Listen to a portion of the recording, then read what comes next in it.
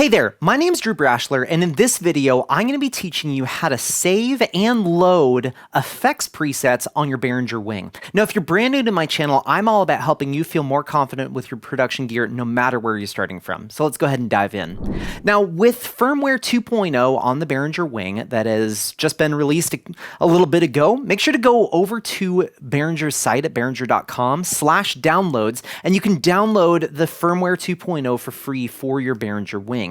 Install that, and then you'll have the ability of saving and recalling channels, effects, snapshots and snippets, and even show control with this new firmware. But today's video is going to be talking about saving and recalling our effects presets. And so I have my vocal microphone here pulled up. So I have my vocal 1, and I have put in my combinator on effects 5 on this microphone.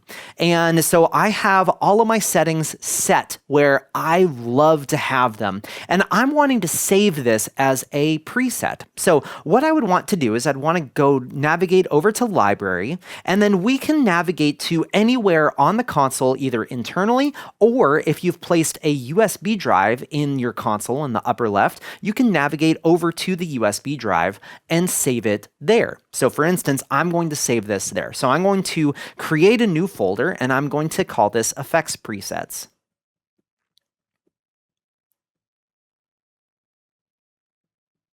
Perfect. And I'm going to press Create.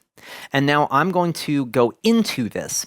And now at this point, I have the ability of saving things into this folder. So I'm going to go over to my Effects tab, and I'm going to go and locate the effect that I'm wanting to save. And so for in this case, we're doing my vocal 1, which is right here. So I'm going to save this combinator setting for my vocal. So I'm going to go ahead and press Save, and I'm going to call this combinator. And this is vocal 1. And I'm going to press Save. And so now we can see that we have this combinator vocal 1 that's right here.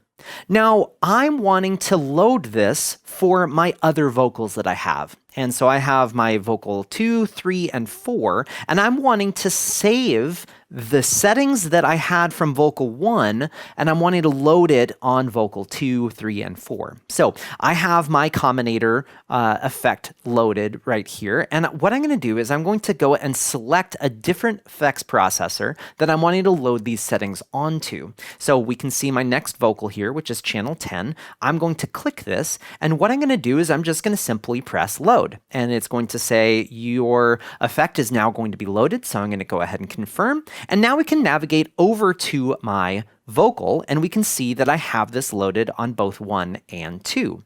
Now I similarly can go to my next vocal mic and go and press library, and I am going to now select my effect 7 and press load.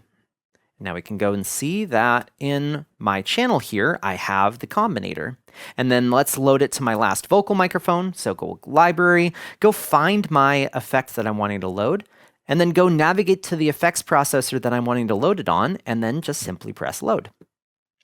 And so now we can see, if I go to my effects section, I have all of these effects loaded, and these are the settings that I created when I had this combinator vocal 1 created. Now it doesn't have to stop here on just the channels. If I was wanting to, I could go save any of my effects. So for instance, I have a fantastic verb that's set up here on my effects processor 4, and I'm wanting to go ahead and save this. So I'm going to go library, and I'm just going to go and select the effect that I'm wanting to save. And now I'm going to press save, and I'm going to title this Awesome Reverb.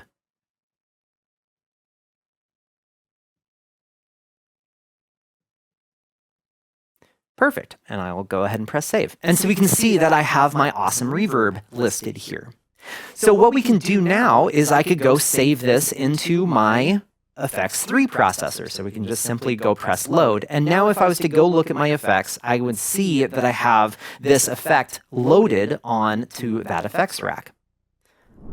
Now, one thing to note about saving and recalling your effects presets is that it does not do any of the routing side of things for you. It doesn't save any of the routing. So when you save an effects preset, it is only saving the parameters of that specific effect. So all of the parameters that I've set for this effects rack is what it will save. It will not save the routing that I had this on my mix bus 16. So I would need to make sure that I'm loading it into a spot where I want that preset to live. So for instance, my mix bus 16 is my drum effects bus for my reverb for the drums, and that's where I have loaded this. And if I was wanting to change some of the settings, I could, and then save a new preset for that. And maybe on different songs, I'm recalling different reverb presets for those different songs, maybe extending the decay on slower songs and then lessening that decay for faster songs.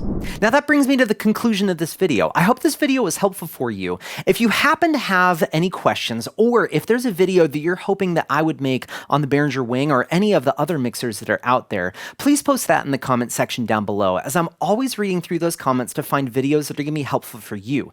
If you haven't already, make sure to check out my website at drewbrashler.com. Otherwise, I hope you have a great day.